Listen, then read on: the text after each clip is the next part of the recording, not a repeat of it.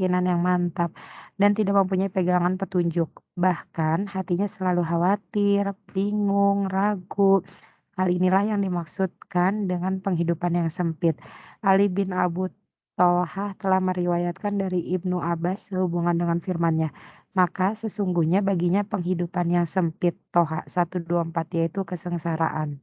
Nah, secara lahiriah mata kita melihat kalau dia itu berkecukupan, tapi ternyata hatinya kosong, hampa. Senyumnya hanya sekedar hiasan wajah, tapi hatinya kosong. Kosong dari ketenangan, kosong dari rahmat Allah, kosong dari hal-hal yang positif. Hampa gimana sih hampa? Seperti nggak ada harapan, tidak ada kehidupan. Walaupun secara lahiriahnya dia serba ada. Tapi adanya ini tidak membuat dia menjadi dekat dengan Allah. Tidak merasakan kasih sayang Allah. Tidak merasakan belayan Allah.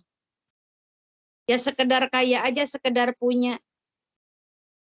Diperintah sholat, tidak sholat. Diperintah zakat, nggak zakat. Diperintah haji umroh, nggak jalan. Padahal semuanya sudah dia miliki. Tapi karena kekosongan jiwa, dari ayat-ayat Allah inilah yang menyebabkan, ya, maka menyebabkan dia menjadi orang yang hampa hati, tidak ada rahmat, tidak ada hidayah. Naudzubillahi min dzalik. Berarti ini kan kayak jenazah judulnya. Mayat berjalan, hidup tapi tak bernyawa. Hidup tapi tak bermakna. Sedangkan kata Nabi, sebaik-baiknya manusia adalah yang memberikan manfaat. Khairun nas anfa'ukum linnas. Maka kita minta kepada Allah dalam doa, Rabbisrohli sadri wa yassirli amri wahlul uqdatam min lisani yafqahu qawli. Meski kita nggak kaya secara harta, tapi kita minta dikayakan apa? Rabbisrohli sadri, lapangkan dada. Apapun yang menjadi kebaikan Allah menurutnya kepada kita, kita terima dengan lapang dada. Dikasih seberapa aja kita terima, diberi apa aja kita terima, alhamdulillah. Sekalipun diberikan musibah, alhamdulillah. Kenapa? Pengingat. Khawatirnya kalau nggak dikasih cobaan, nggak dikasih musibah, kita lupa dengan Allah. Senang terus. Sekali-kali dalam senang ada sedih. Wayassirli amri, mudahkan urusan kami ya Allah. Bukan hanya minta urusan dunia saja yang mudah, karena dunia cuma sebentar. Yang lama itu akhirat. Justru akhirat kita minta kepada Allah, beratkan timbangan kebaikan kami ya Allah. Tutup aurat kami ya Allah. Jangan engkau buka di hadapan kaum muslimin dan kaum mukminin. Kemudian wayafqahu qauli, setiap apa yang kami ucapkan, yang saya omongin, mudah-mudahan omongan ini bisa memberikan manfaat buat orang lain walaupun nggak seberapa. Tuh, ini doa jangan sampai nggak dibaca sayang. Ya, utamanya kalau misalkan kita merasa sesak di dada, nggak merasa puas atas karunia Allah. Rabbisrahli sadri, ya Allah, belajar saya ya Allah untuk lapang dada. Dilanjut Mbak Nukti, slide berikutnya. Yuk dibaca. Ibnu Abbas mengatakan pula bahwa sesungguhnya bila ada suatu kaum yang sesat, mereka berpaling dari kebenaran. Padahal kehidupan mereka yang makmur dan mudah lagi bersikap sombong, maka itulah yang dinamakan kehidupan yang sempit. Dikatakan demikian karena mereka memandang bahwa tidaklah Allah menentang prinsip kehidupan mereka yang berburuk sangka kepada Allah dan mendustakannya. Apabila seorang hamba mendustakan Allah dan berburuk sangka terhadap Allah serta tidak percaya kepadanya, maka kehidupannya menjadi keras. Dan kehidupan yang keras inilah yang dimaksud dengan kehidupan yang sempit dalam ayat ini. Ad-Dahak mengatakan, kehidupan yang sempit ialah pekerjaan yang buruk dan rezeki yang kotor. Hal yang sama telah dikatakan oleh Ikrimah dan Malik Ibnu Dinar. Iya. Ya. Jadi bisa juga nih yang disebut dengan kesempitan menurut Ibnu Abbas. Ya. Kalau bahasa kita itu istidraj. Allah bukan nggak tahu kita lalai. Allah bukan nggak tahu kita khianat. Allah pasti tahu orang kita ciptaan Allah. Allah bukan nggak tahu kalau kita itu tidak taat. Allah tahu. Tapi Allah tetap memberikan yang terbaik buat kita. Nah ini yang disebut dengan istidraj, penguluran. Diberi dulu nikmat oleh Allah sebanyak-banyaknya. Meskipun mereka nggak ibadah kepada Allah. Allah pengen tahu nih, kembali nggak dia kepadaku. Ternyata bukan kembali, tapi malah menjadi-jadi. Ya, semakin mendustakan ayat-ayat Allah. Kita dilarang untuk sombong, tapi dikerjakan sombongnya. Kita dilarang untuk berburuk sangka, tapi kita selalu berburuk sangka apalagi kepada Allah. Maka kata Allah yang seperti ini ya merupakan hidup yang dikatakan sempit. Ya, kemudian sempit juga dalam pekerjaan. Pekerjaan apa kalau sempit itu? Pekerjaan yang tidak memberikan kebaikan dunia akhirat dan rezeki yang kotor. Ya, alhamdulillah insya Allah teman-teman Buluris di sana pekerjaannya baik semua. Gak ada yang jelek. Dan rezeki yang didapat adalah rezeki yang baik. Biar nanti kalau dimakan ya menjadi manfaat. Baik untuk dagingnya, baik untuk darahnya. Sehingga kalau darah dan dagingnya bersih, ibadahnya insya Allah diterima. Tapi kalau darah dan dagingnya kotor karena dari pekerjaan yang kotor lalu dibawa pulang, diberikan makanan dan minuman, ya sama aja berarti Allah tolak itu semua. Kita lanjut Mbak Uti.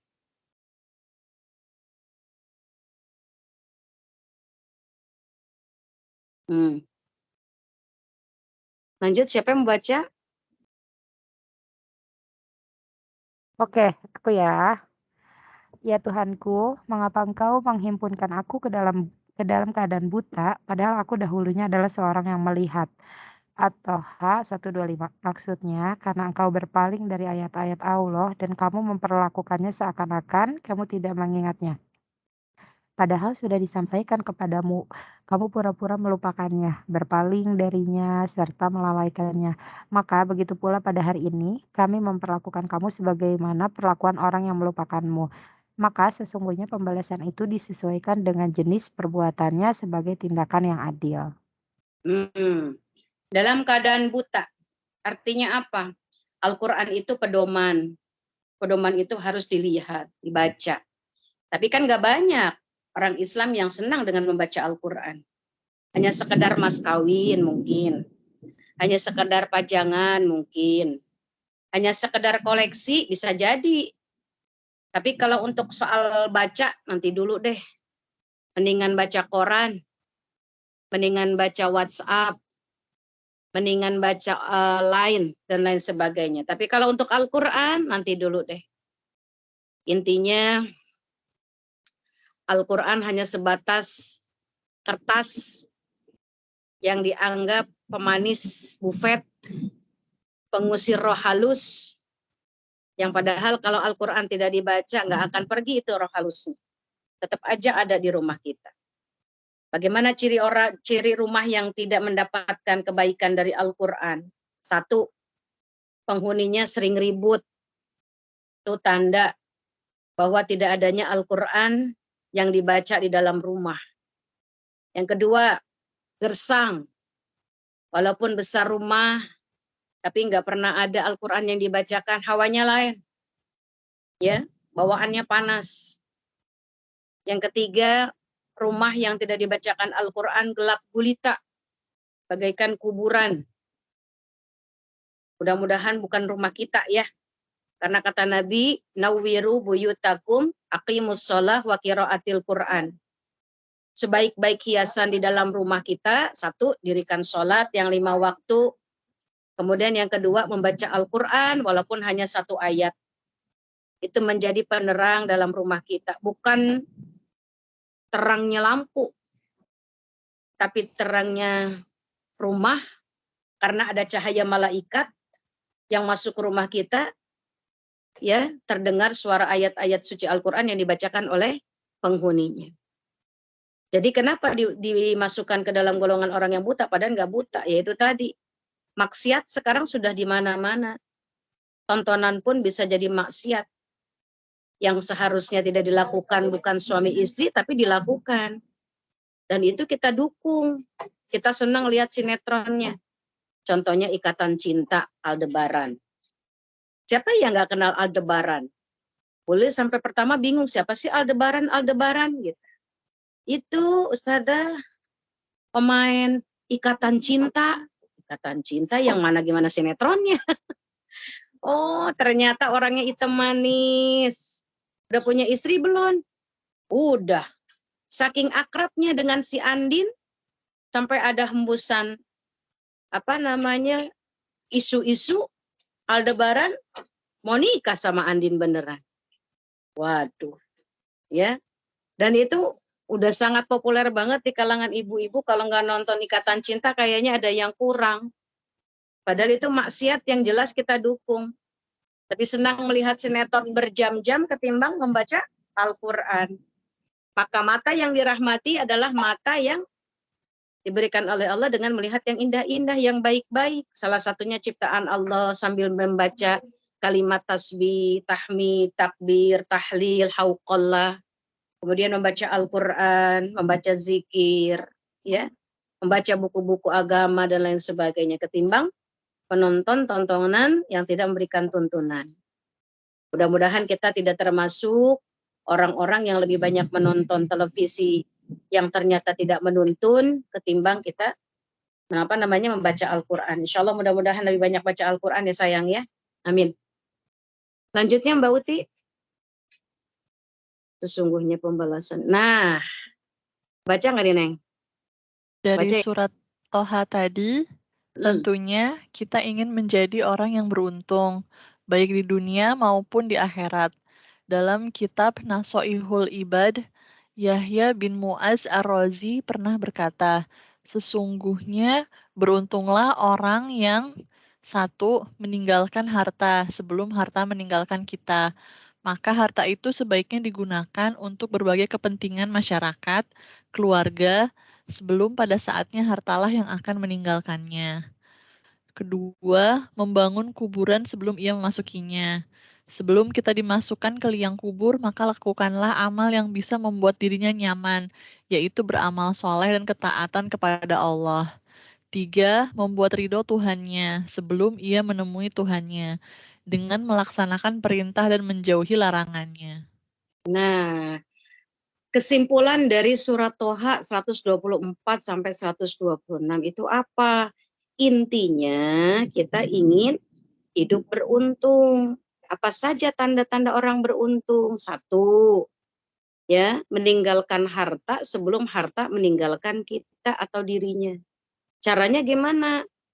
Ya, caranya itu digulirkan, ya, dibagikan kepada yang memang berhak, termasuk saudara dekat. Kita kan punya adik berkakak nih, nggak semuanya dalam keadaan untung ekonomi. Alhamdulillahnya kita bagus ekonomi, dibantu. Nanti setelah ke saudara dekat, baru ke saudara mama, papa, baru ke tetangga. Jadi dalam harta kita itu ada hak-hak orang lain yang harus dikeluarkan. Jadi siapa harta yang bagaimana yang nanti bisa menemani kita di alam kubur? Harta yang kita cari tapi bergulir menjadi sedekah jariyah. Ya. Bangun masjid kita nggak bisa kalau sendiri, tapi ikut menyumbangkan sebagian harta untuk pembangunan masjid, itu juga termasuk harta yang nanti akan menjaga kita, menolong kita ketika Allah tanya, sudah diapakan hartamu? Oh, saya bangun masjid, ikutan beli semen. Nih hasil semen kamu nih. Kan ada ya. Jadi kalau sekarang itu diinvestasi aja deh. Hitung-hitung punya berapa nih kita tabungan. Cukup kayaknya buat nanti ahli waris. Cukup nih buat keluarga. Cukup nih buat tetangga. Dibagi-bagi poskonya. Jadi bukan hanya untuk pribadi kita. Apa yang kita hasilkan mudah-mudahan ada manfaatnya. Daripada nanti harta yang ninggalin kita artinya apa? Kitanya meninggal, tapi belum sempat sodako, belum sempat zakat. Zakat aja yang wajib, kalau nggak diingetin nggak bayar. Kan begitu ya, apalagi ya sodako. Maka pentingnya kita ngaji itu, paling tidak kita sering dengar Pak Ustadz, Ustadzah di masjid, ayo Bu sodako Bu. Menjauhkan bala, menjauhkan penyakit, menjauhkan kesulitan. Ya kan? Alhamdulillah, akhirnya telinga kita itu karena saking dengernya, masuk ke dalam hati, belajar sedikit, sedikit, sedikit. Tabungan kita lewat teman, lewat saudara, lewat tangga, ya, buat membantu mereka. Yang kedua, membangun kuburan sebelum dimasukkan. Maksudnya apa? Mumpung ada di dunia, ayo beramal soleh. Beramal soleh itu apa sih? Amal atau perbuatan yang baik. Nolong orang baik, walaupun nggak pakai niat. Termasuk nggak amal soleh? Termasuk. Tapi kalau yang namanya sholat, puasa, zakat, amal soleh bukan. Amal soleh. Tapi harus ada syarat rukunnya. Jadi amal soleh itu ada dua. Amal soleh yang memang perbuatan yang menyenangkan orang lain, ya, membahagiakan orang lain itu amal soleh. Walaupun tanpa niat. Buang duri di tengah jalan, ya kan? Kemudian nolong orang yang lagi jatuh di got misalkan. Ada yang jatuh di got nih, minta tolong sama kita. Kita dengan sendirinya langsung spontan ambil tangan dia untuk naik ke atas. Kan nggak mungkin orang yang udah jatuh ke dalam got kita tanya, siapa nama kamu? Islam bukan. Alamatnya di mana? Satu komplek nggak sama saya? Ntar kalau satu komplek saya niat nih buat nolong biar jadi amal soleh. Ya enggak. Makanya dibilang amal soleh itu perbuatan yang menghasilkan kebaikan buat orang lain. Walaupun tanpa niat. Tapi kalau amal soleh dilakukan dengan niat, ada rukun dan syarat seperti sholat. Itu amal soleh. Tapi harus ada rukun syarat sholatnya. Tuh ya. Puasa juga begitu. Ya. Jadi jangan sampai amal-amal yang kita lakukan ya ternyata tidak memberikan kebaikan tapi mendatangkan mudarat. Kemudian yang ketiga, membuat ridho Allah sebelum kita menemui dia. Caranya gimana? Jauhi perintah, jauh perintah. Melaksanakan perintah, menjauhi larangan. Artinya apa? Tingkatkan ketakwaan, tingkatkan rasa takut. Takut kepada siapa? Takut kepada Allah. Mau berbuat jelek, takut. Mau berbuat jahat, takut. Kenapa? Ada konsekuensinya. Ada azabnya. Ada hukumannya. Ah, kalau gitu mas saya pengen yang enak-enak aja. Ngapain atuh? Ah, melaksanakan perintah. Seperti apa? Baik sama orang, tidak suuzon, tidak hasud, tidak hasad. Hasad itu salah satu dari penyakit hati yang harus dijauhkan karena bukan ciri orang yang bertakwa. Hasad itu apa? Iri. Iri hati itu ada dua, ada yang nggak boleh, ada yang masih boleh. Gimana yang masih boleh? Hasad yang nggak boleh begini nih. Mbak Uti ngelihat Mbak Nui sukses karirnya, sukses dunianya. Kata Mbak Uti, ah Mbak Nui mah suka cari muka, makanya dia sukses. Saya mah nggak senang sama Mbak Nui, misalkan begitu tuh. Ya, terus Mbak Uti provokasi teman-teman. Buat apa? Buat ngejegal Mbak Nui, biar nggak naik pangkat lagi. Cerita-ceritain yang jelek soal Mbak Nui. Nah itu hasad yang nggak boleh. Tapi kalau hasad yang masih diperbolehkan nih, lihat Mbak Nui sukses, kata-kata Mbak Uti, ih, Mbak Nui ini hebat ya, ngiri saya. Nah, ngiri di sini Tanya sama Mbak Nuy, Nuy resepnya apa ya Nuy? Kok kamu bisa hebat banget deh di perusahaan ini? Dan Mbak Nuy nggak pelit, dikasih tuh resepnya. Baik Mbak Nuy, aku laksanakan. Mudah-mudahan aku seperti kamu. Nah, hasad, iri, tapi ada usaha untuk merubah. Boleh yang begitu. Tapi kalau hasadnya ngiri, tapi ngejatohin itu yang nggak boleh. Ya, jadi jangan sampai apa yang dijadikan perintah justru sebaliknya tidak dilaksanakan. Yang menjadi larangan malah dilaksanakan. Masih ada? Apa udah habis nih? Itunya, slide-nya Mbak. Ini slide terakhir Ustazah. Oh, Seiring dengan bertambahnya usia Hmm. kita, maka jangan sampai kita wafat dalam keadaan su'ul khotimah. Apalagi dimasukkan ke dalam golongan orang-orang yang dibutakan matanya. Maka ayo mumpung kita masih mampu berkarya, berikan yang terbaik dari amal kita dengan ikhlas dan sungguh hati. Semoga Allah Subhanahu wa taala selalu memudahkan kita dalam segala perbuatan yang Allah ridhoi, dan semangat inilah yang akan membawa kita sampai ke surganya Allah Subhanahu wa taala. Demikianlah uraian singkat ini kami buat, semoga bermanfaat. Amin. Alhamdulillah, ada yang ditanyain nggak nih? Sampai di sini dulu nih. Ayo, silakan forumnya. Ayo teman-teman, ada yang mau bertanya?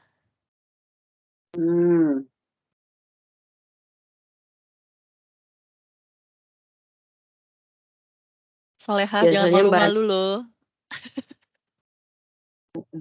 Banuy biasa suka nanya mah. Tahu, lagi kesariawan Banuy. Ayo Saleha yang lain ada yang mau nanya nggak? Ayo.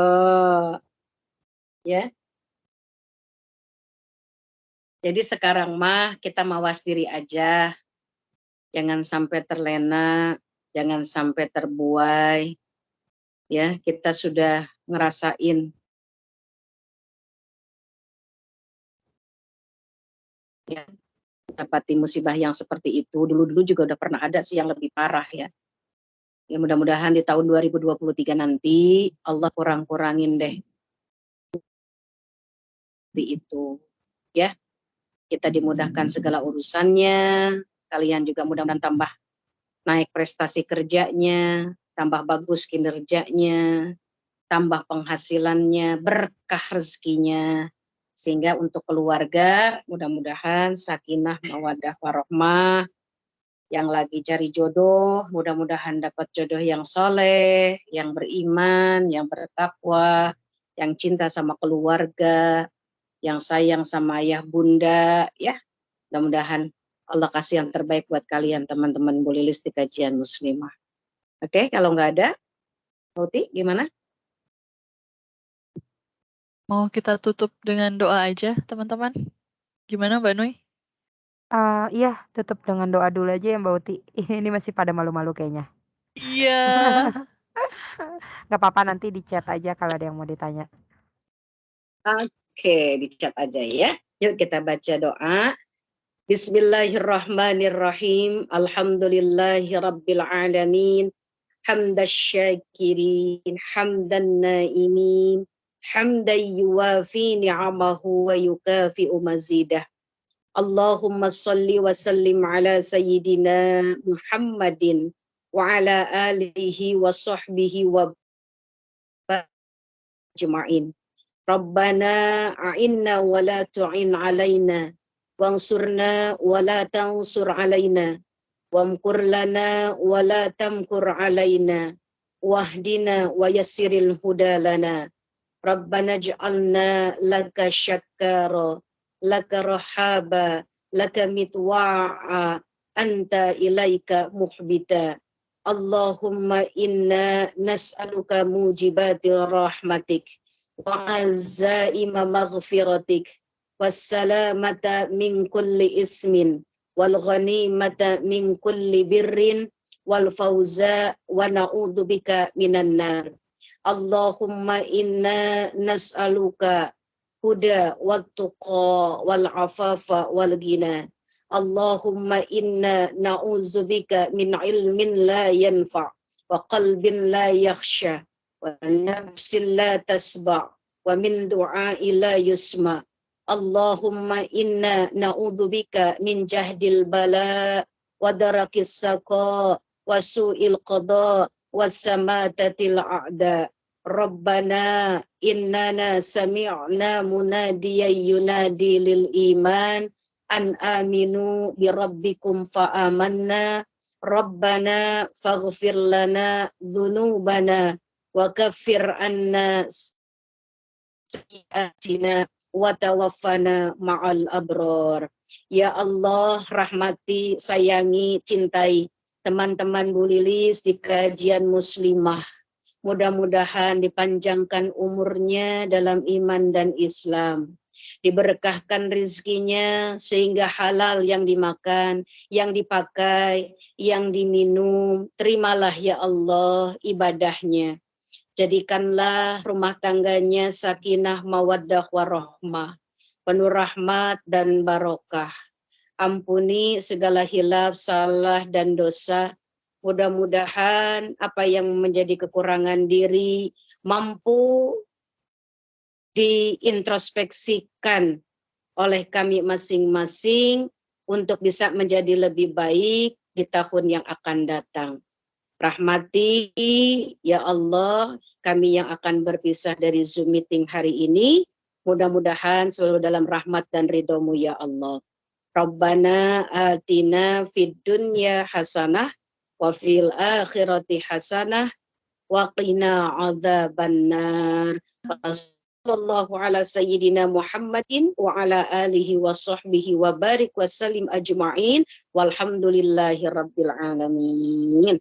Amin ya rabbal alamin. Terima kasih semuanya Mbak Uti, Mbak Nui, Mbak Tia, Mbak Dian, Mbak Cike, banyak banget mbak-mbaknya ya. Alhamdulillah. Sampai Terima ketemu kasih lagi. banyak Bu Lilis. Halo, makasih Kita Bu Lilis. berdoa majlis subhanallah Jazakallah wa Ustazah bihamdi. Lilis, teman-teman semua. Barakallahu fiik. Walhamdulillahirabbil alamin. Assalamualaikum warahmatullahi wabarakatuh. Waalaikumsalam warahmatullahi wabarakatuh. Waalaikumsalam warahmatullahi wabarakatuh. Assalamualaikum.